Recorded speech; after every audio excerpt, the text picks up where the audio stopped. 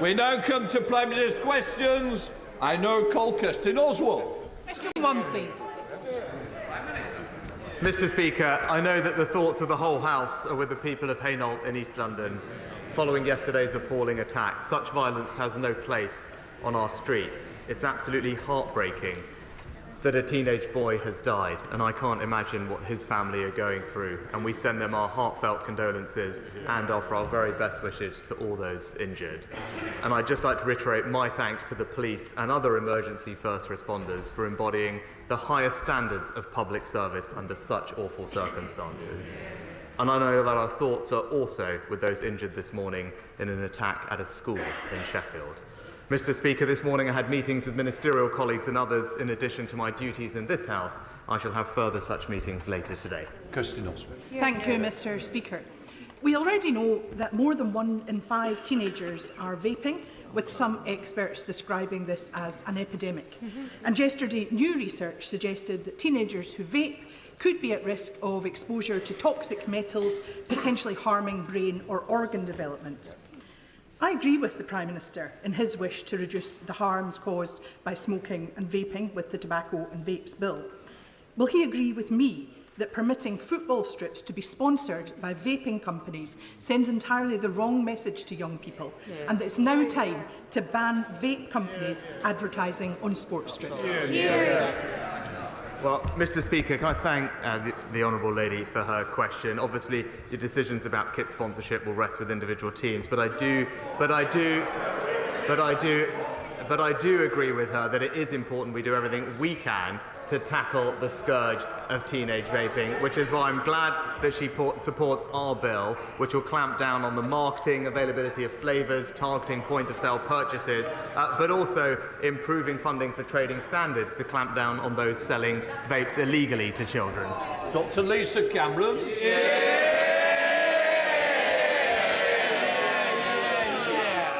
Many thanks, Mr. Speaker. My husband is a veteran, and the defence of the country is the government's first duty to protect people across the United Kingdom.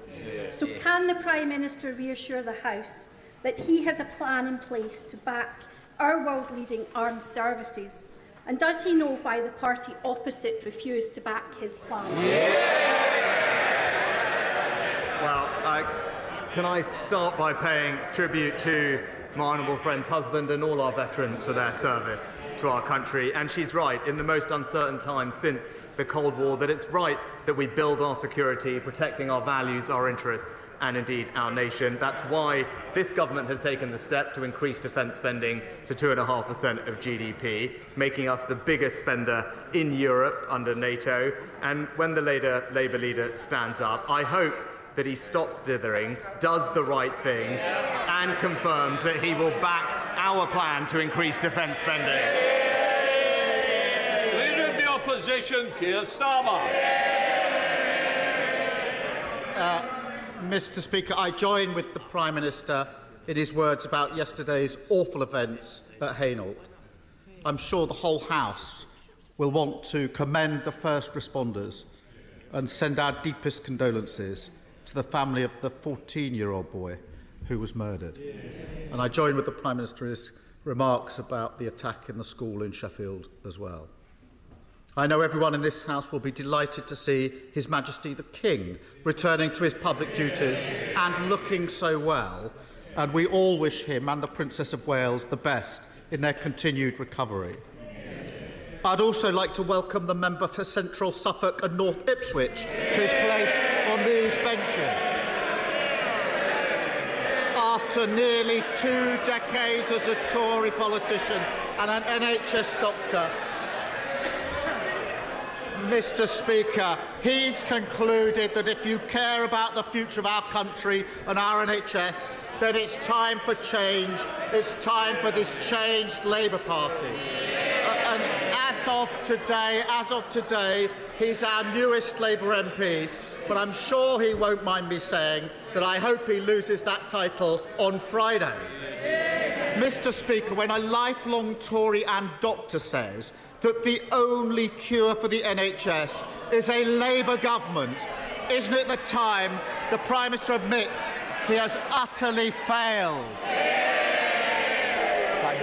Well, Mr. Speaker, I'm glad to actually see the honourable gentleman from Central Suffolk in the House today.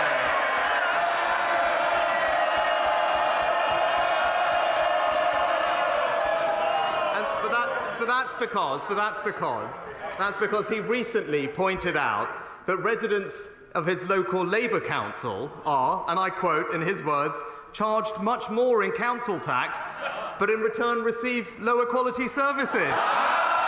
Now, he's been wrong about some things recently, but on that point, he's absolutely right. And this week, people everywhere should vote Conservative.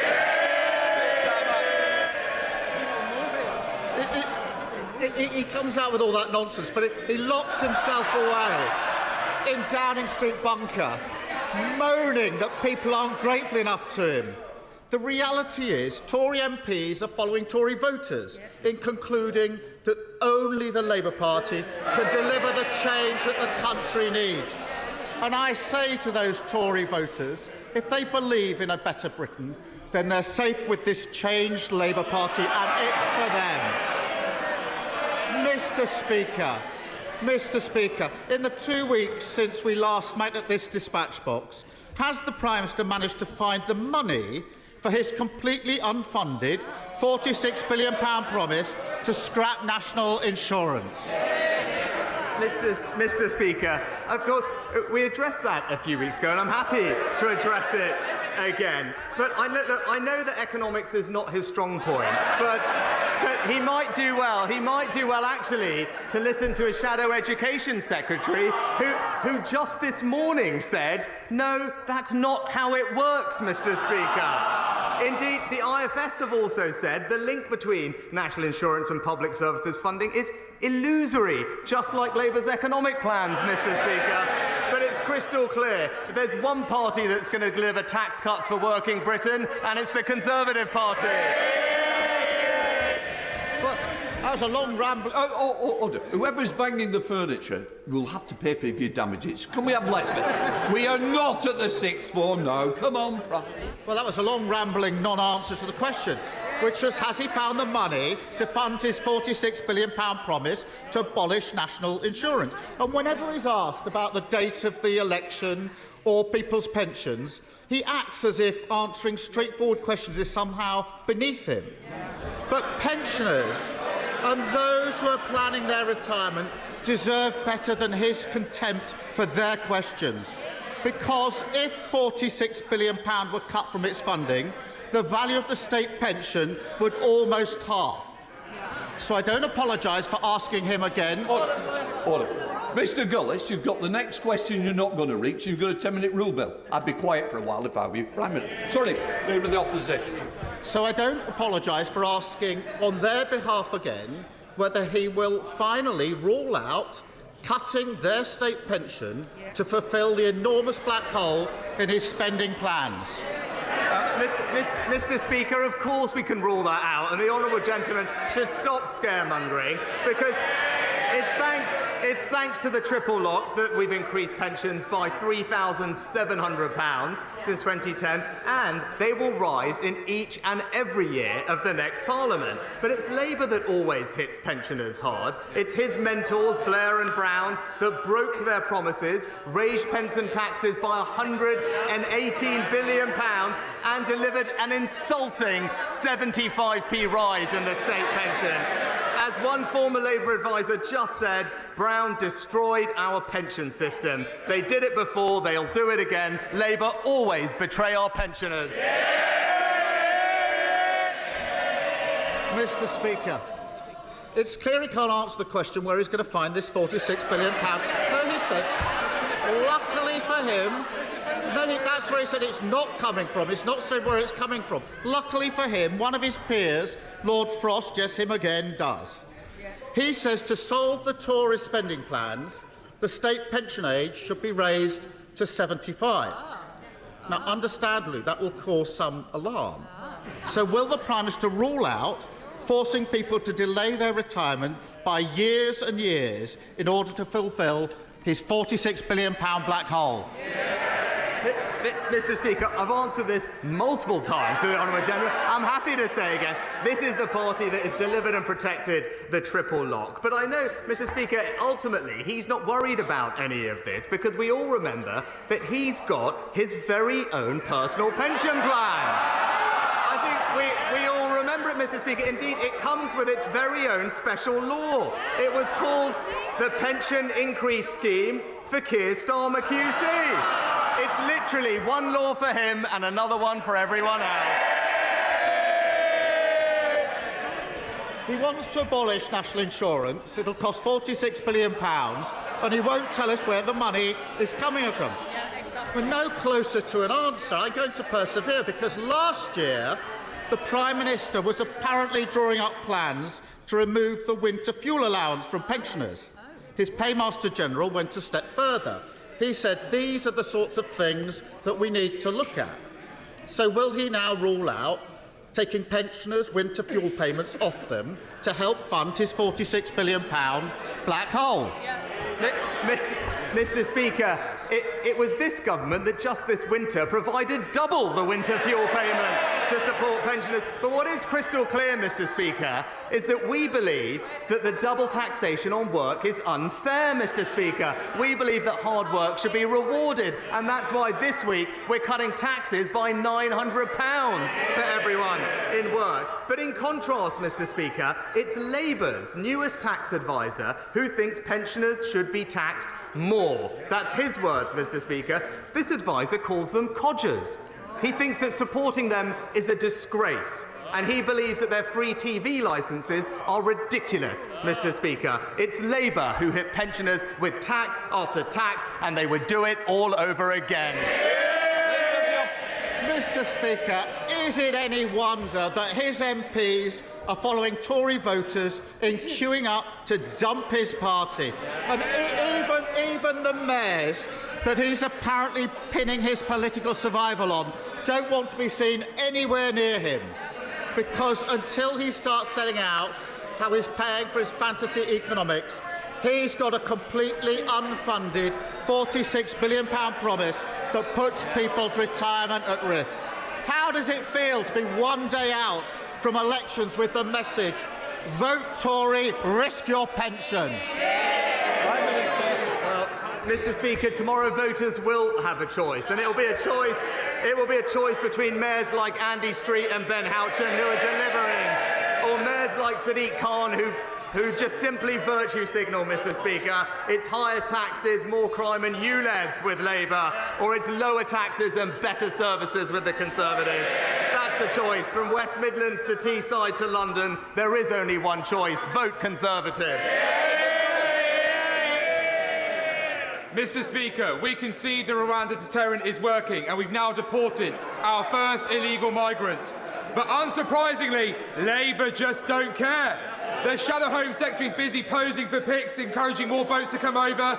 The leader of the Labour Party said he would cancel the Rwanda flights. He took a knee when signing letters stopping us deporting illegal foreign national offenders who committed crimes like murder and rape.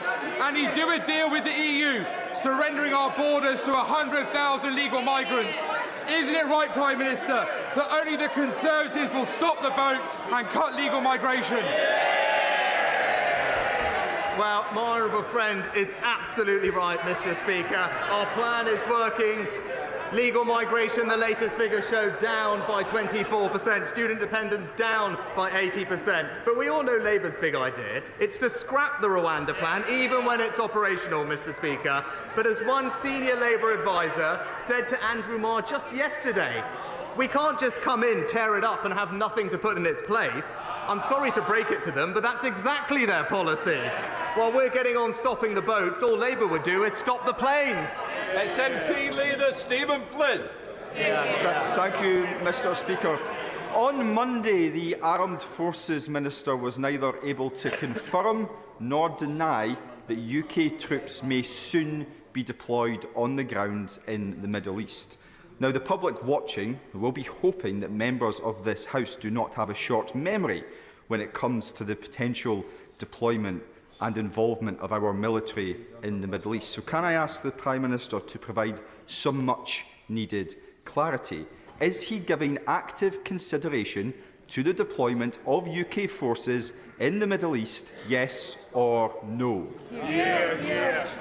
Mr. Speaker, you wouldn't expect me to get into any operational planning details, but what I will say is we are absolutely committed to supporting international efforts to get more humanitarian aid into Gaza, which is something I think the whole House would support by land, sea and air. We've obviously tripled our aid commitment, and right now, together with the US, Cyprus and other partners, we're setting up a new temporary pier off the coast of Gaza to get aid in as securely and quickly as possible. Stephen Flynn. Mr. Speaker, let's all be in no doubt. Aid is required in Gaza, and it is required because when people are not being bombed, they are starving to death. The solution to that is a ceasefire and the opening of safe ground air routes, not the involvement on the ground of UK military personnel. These are dramatic and potentially dangerous developments. So will the Prime Minister confirm to the House today that before he makes a decision, all members will be afforded a vote?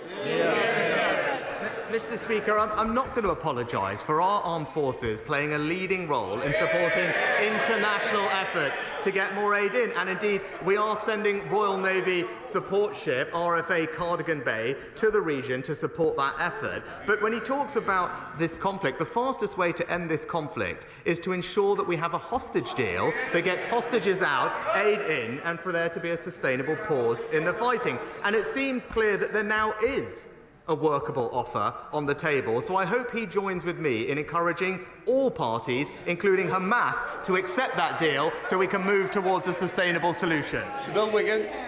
My right honourable friend's decision to cancel HS2 led to £207 million for Herefordshire's potholes and transport infrastructure. Hereford Hospital has a new wards, more beds and a new diagnostic centre on the way.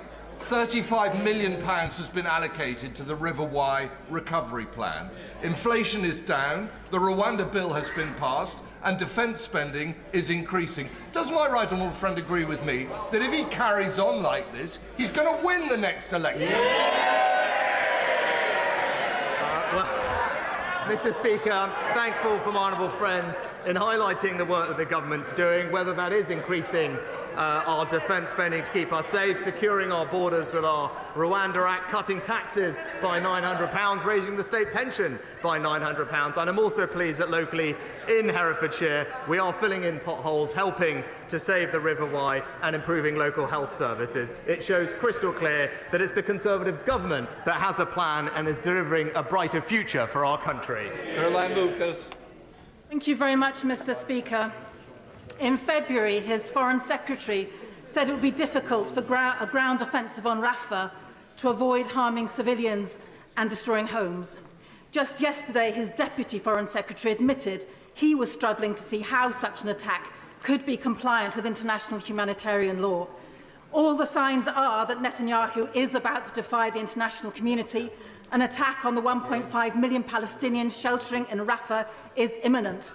If that attack begins, will that be the moment when the Prime Minister finally finds the moral backbone to ban arms exports to Israel? And if not, how much more suffering has to happen before he acts to prevent further UK complicity in crimes against humanity?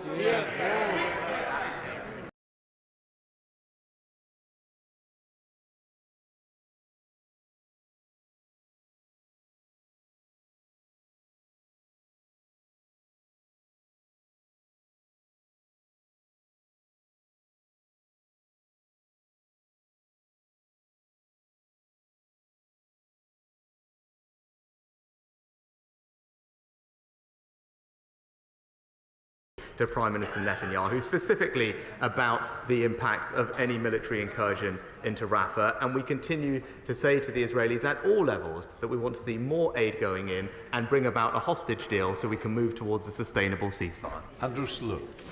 The 60% increase in funding for special educational needs and disabilities is extremely welcome, but the challenges around the recruitment of community paediatricians mean that some children in Leighton Buzzard, Dunstable and Houghton Regis are waiting too long for an assessment.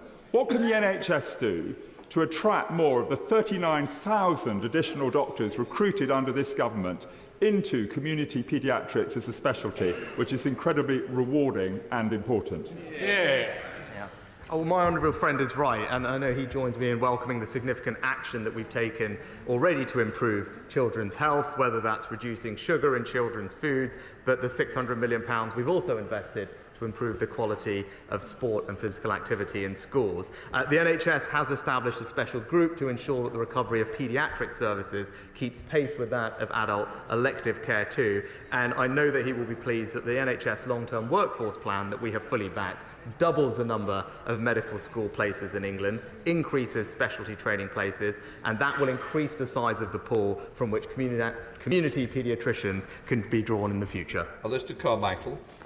Thank you. I know that you, Mr Speaker, want to join me in sending condolences to the friends, family and colleagues of our former colleague Lord Andrew Stunnell, who served with exceptional diligence and grace as MP for Hazel Grove in this House and who passed away very suddenly on Monday. Mr Speaker, when the BBC ends long-wave radio transmission next year, they will also end access to electricity tariffs like total heating with total control, relied on by almost 1 million households across the United Kingdom. Switching to smart meters is not going to fix this for most people, not least because the rollout programme is so far behind. So will the Prime Minister or possibly His Secretary of State for Energy get the energy companies, the regulator and the customer groups together so that we can stop passing the blame around and find a solution that does not yet again leave people in the Highlands and Islands behind and out in the cold? Well, Mr Speaker, I understand that an agreement has now been reached to ensure that radio teleswitching services will continue until June of next year, and Ofgem are also engaging with energy suppliers on their plans to support consumers through the transition.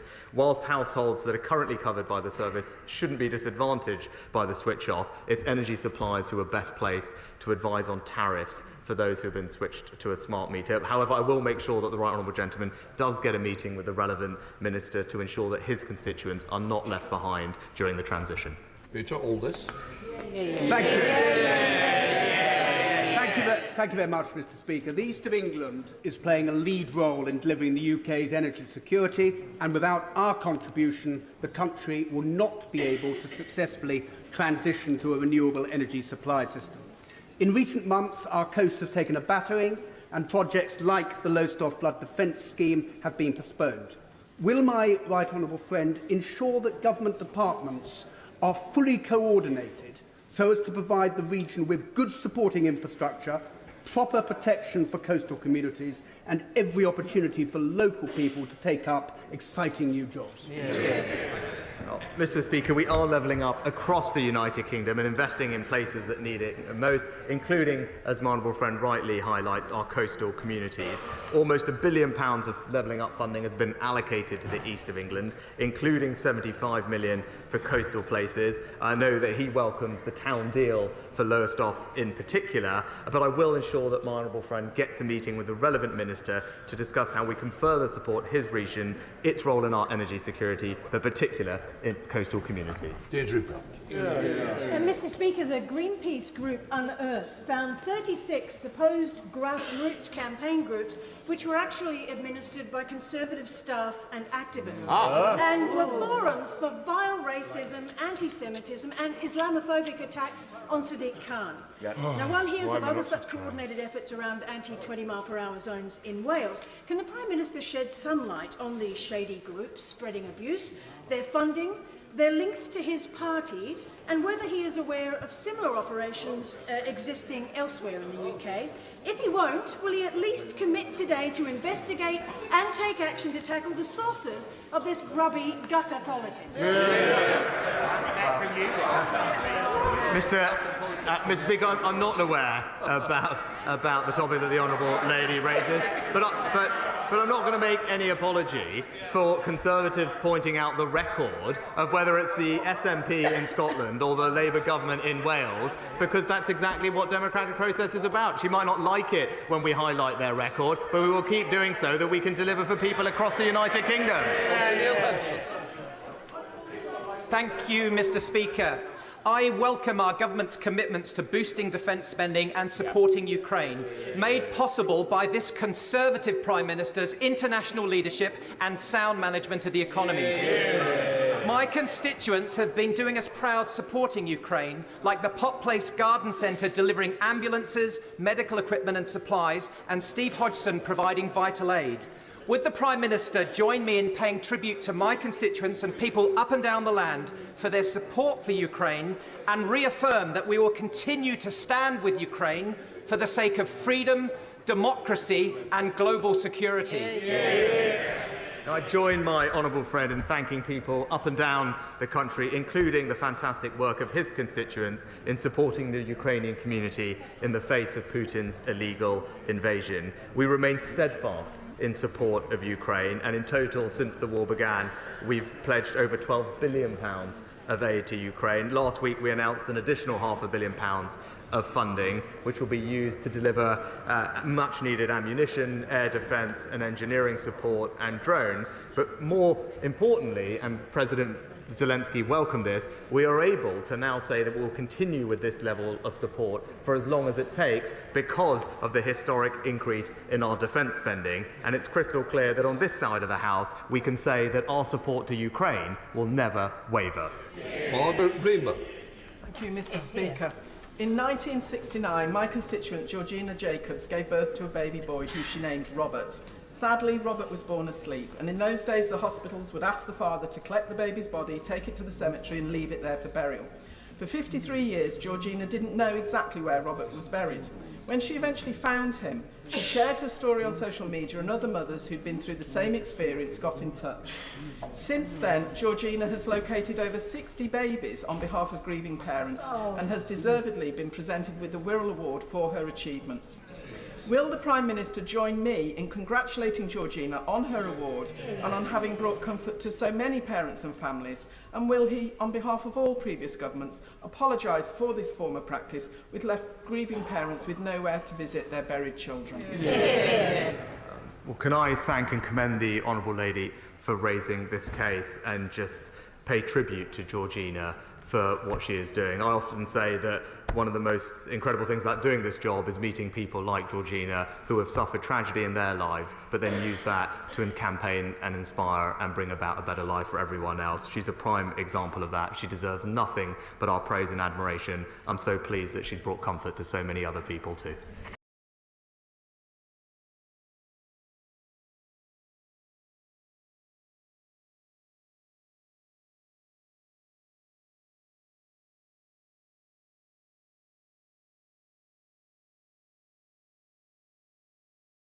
Technology Centre, which the Prime Minister visited, High Temperature Research Centre, Rolls-Royce, Parker Meggitt, Fanuc and the London Electric Vehicle Company. Given that every Labour government has left office with unemployment higher than when they came in, can the Prime Minister see any reason why anybody would want to put this fantastic progress at risk? I was pleased to see for myself on a recent visit that my honourable friend is a great champion for his constituents in Rugby, and I was very pleased to see the thriving local technology and manufacturing industry, which will help us deliver on our ambitions to make the UK a science and technology superpower. And he's right that we do have a record with 1 million fewer workless households, unemployment near record lows, and he's also right that we need to stick to that plan because that's how we'll deliver the long-term change that our country needs and deliver a brighter future for families up and down the country, including in his constituency. Colin Lockhart. Thank you, Mr. Speaker. Hypocrisy needs called out, and everyone in this House will recall the former Irish Prime Minister in Brussels with a photograph of a bombed customs post, lamenting that any border between Northern Ireland and the Republic of Ireland was unworkable, it was in breach of the Belfast Agreement and could result in such troubles again. The hypocrisy of the Irish Government from such a position has not been lost, with the Irish police now tasked to patrol the border, protect from the unsubstantiated, unfounded 80% figure of asylum seekers who supposedly make their way to the Republic of Ireland from the UK via Northern Ireland, when actually the reverse is true. Will the Prime Minister challenge and call out these actions and confirm what representations he has made to the Irish Prime Minister and the Justice Minister to respect the integrity of our UK and border? Well, the House will be aware that we have made commitments to avoid a hard border on the island of Ireland, and the Honourable Lady makes a very important point that the Irish Government must uphold its promises too. We can't have cherry-picking of important international agreements, and so the Secretary of State is seeking urgent clarification that there will be no disruption or police checkpoints at or near the border, and I can confirm that the United Kingdom has no legal obligation to accept returns of illegal migrants from Ireland. Now, it's no surprise that our robust approach to illegal migration is providing a deterrent, but the answer is not sending police to villages in Donegal. It's to work with us in partnership to strengthen our external borders all around the common travel area that we share. Sir Desmond Swain. Mr. Speaker, I was the Lord Commissioner that signed the Right Honourable Gentleman's special pension into law. He owes me one. But the Prime Minister is right. Labour's 75p was an insult to pensioners. Yet last year, our triple lock afforded pensioners the highest increase in 30 years. The Prime Minister is going to continue to deliver for dignity in retirement, isn't he? Well, my right honourable friend is absolutely right that we will provide dignity to all those in retirement. That's why we introduced the triple lock, and that's why this year the state pension is rising by £900. I'm also proud of our record to bring 200,000 pensioners out of poverty, and I can also say, as I've said previously,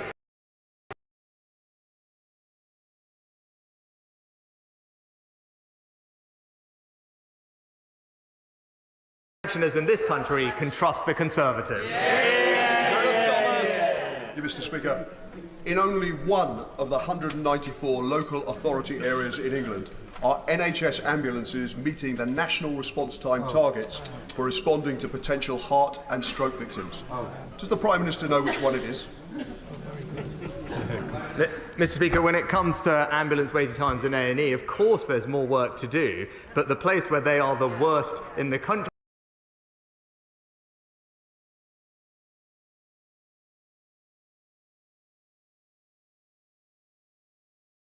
ambulances on the road, faster discharge out of our emergency care centres, and 10,000 virtual ward beds.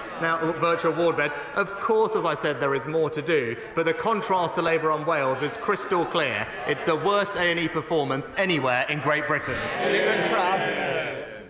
Mr. Speaker, for 6 months, thousands of my constituents have lived with foul, polluted air from the Withyhedge landfill site. The company is owned by somebody with previous convictions for environmental crimes and who, a few months ago, gave £200,000 to help Vaughan Gething become First Minister of Wales, after another of his other companies was loaned £400,000 from the Development Bank of Wales, overseen by the then Economy Minister, Vaughan Gething.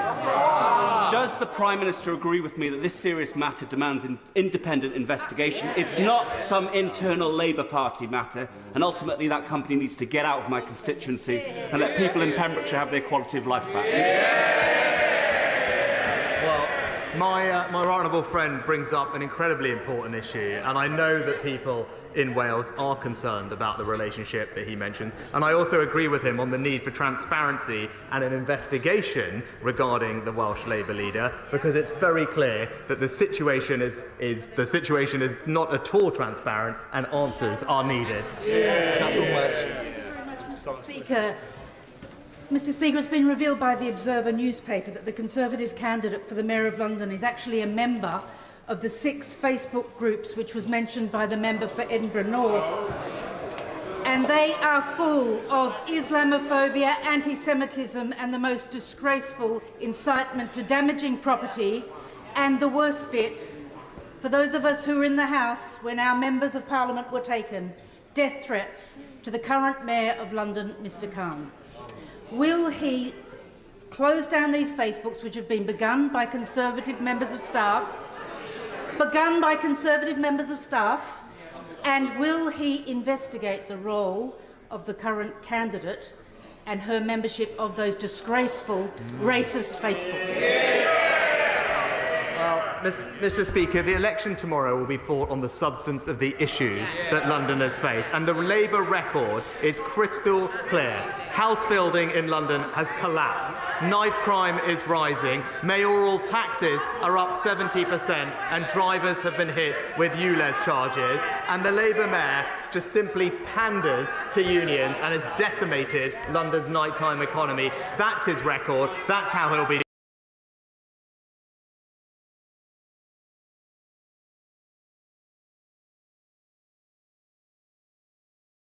Very much, Mr Speaker. Today, Mr Speaker, is Staffordshire Day, where we celebrate all the brilliant things about the county of Staffordshire. So would my right honourable friend join me in paying tribute to our brilliant Police, Fire and Crime Commissioner, Ben Adams, and encourage the people of Staffordshire to vote for Ben tomorrow to make sure we keep Staffordshire one of the safest places to live, work and visit?